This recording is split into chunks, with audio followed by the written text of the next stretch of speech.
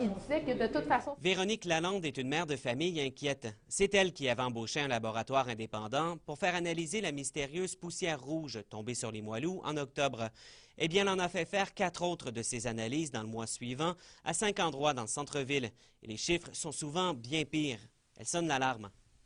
Et ce qu'on a récolté, autant dans le premier échantillon que dans tous les autres échantillons, c'est pas compliqué. Ce qui tombe en fines particules, en continu, non seulement chez nous, mais sur toute la bande qui part de la baie de Beauport jusqu'en Haute-Ville, Saint-Jean et jusqu'au bout, c'est une fine pellicule, des fines particules de minerais lourds.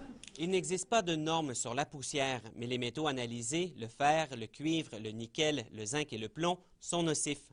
On avait envie de dire, faites diviser par 2, et malgré tout, on dépasse souvent les normes de zone industrielle, pas les normes résidentielles, pas les normes commerciales, les normes industrielles.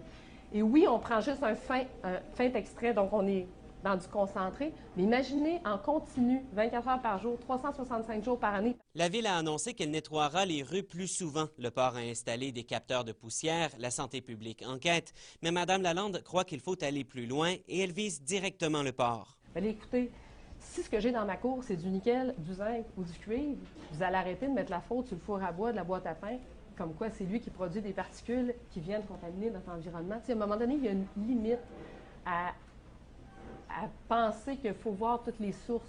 Elle exige un moratoire sur le développement au port de Québec. Quant à l'entreprise responsable du nuage de poussière rouge, Arrimage Québec, elle présentera mercredi aux médias le résultat de ses propres analyses. Elle doit aussi faire rapport au ministère de l'Environnement d'ici jeudi. C'est ensuite que le ministère examinera si des sanctions pourraient s'appliquer.